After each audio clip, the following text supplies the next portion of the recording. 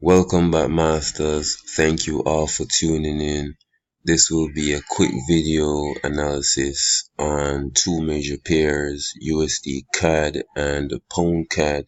If you haven't seen previous videos, you should go and watch those, as well as this is a continuation from the previous analysis explained in previous videos. So let's get into it. We will start off with USD CAD, explaining the monthly structure, then the weekly structure, and the daily structure, as that's the combination we will be using today. Okay, firstly, we need to identify what trend is the monthly structure in. And as we can see, the monthly structure is currently in an uptrend.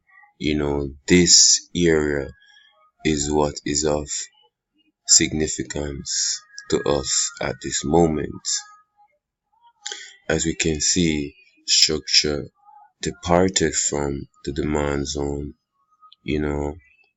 came down, we created a high low here, went back up here and created another high low in this area, stating that the monthly structure is in an uptrend. And the rules state that when we have two lows like that, we can draw an aggressive trend line here.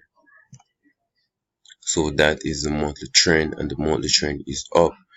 If the monthly trend is broken, then we would have long-term supply being created. Let me show you the monthly structure on the weekly time frame so we have a better understanding of the structure. This is the weekly time frame showing the monthly trend as it being up. Okay, so first we have to see what trend is the weekly in, and the weekly area of importance is this leg, of structure right here. This is irrelevant. This is significant. As we can see, the weekly structure is currently in an uptrend. Any break of this structure, will result in new supply being formed. If structure hasn't broke, then we cannot form supply on the weekly structure. So let's go down to the daily. Okay, as we can see from the daily, we have a demand here, right here, where structure broke through this area, taking out previous sellers in this area, stating that demand is now greater and there are more buyers in the market than sellers. Price reverted to that demand area and departed abruptly from our demand zone, taking out previous supply in this area. And price have reversed and touched our demand zone as expected if you saw my previous video on USD CAD analysis. So what we're currently seeing is price reacting to the top of our demand zone to continue further to the upside. However, we have our weekly trend drawn right here, and if price was to break this trend, supply would be formed. Breaking this trend would invalidate this demand area, creating supply in this area that would cause price to revert back to the downside. However, we didn't get a break of this trend, stating that it's still in an uptrend and we still have potential for further upside. I hope I'm not losing anyone. I'm trying my best to explain as clearly as I can. But I think you guys get the drift. I think you guys get the drift. So, what are we waiting for right now? We're waiting for price to continue to go up, based on everything, because the monthly demand is still in control. We are still in an uptrend on the monthly and on the weekly. So the monthly and the weekly is in alignment, which give us great confirmation for further upside.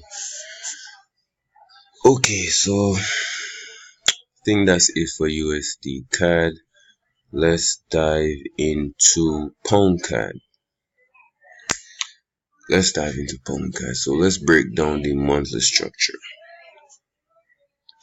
Okay, first we need to ask ourselves, what is the month doing? What is the monthly structure doing? What trend is the monthly in? And as we can see, this area is what we need to focus most on. This area right here, the most recent, information that the market has given us. And if we look closely, we can see that the monthly was in a downtrend, but things have changed here. If I get my trend line and we have to connect the peaks, we would have a trend line. Oops, where did you go? Okay, we would have a trend line like this.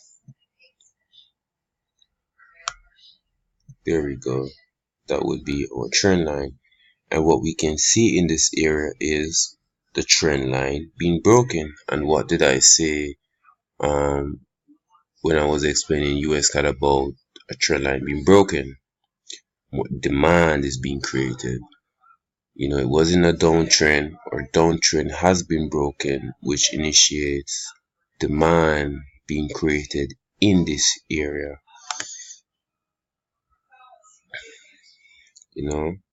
And we have our demand level here as well. And if we look back to the left, we can see that this area has history of demand also. So we cannot be selling into higher time frame demand. That's like suicide, so we will not enter any sell positions on GBP CAD unless it's smaller time frame supply being created. And if you want to take that trade, then that's up to you, but we are currently in higher time frame demand zones. Now let's go to the weekly. What trend is the weekly in? As we can see, we have to connect the last two previous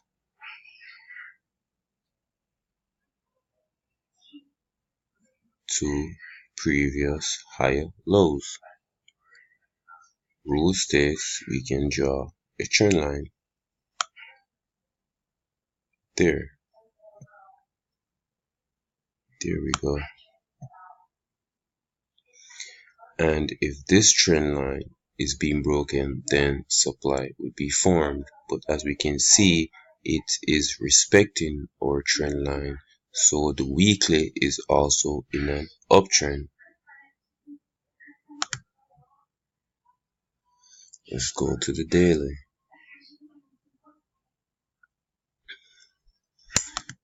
So let's zoom in and see what is going on here. So from we can see in the daily, we had this big drop here, could not make its way down to the demand level that we had here.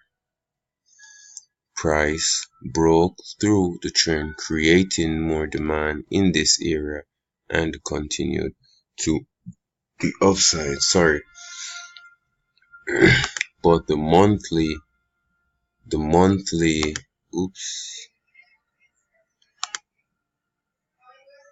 the monthly and the weekly demand is in control, so it doesn't matter what the day is doing, because if the monthly and the weekly is in control, if we even sell on the day, that could be a problem. That could be a problem, because when the monthly demand kicks in, then what happens? You'll be wiped out. So we have to take in consideration what time frames we're opening trades on.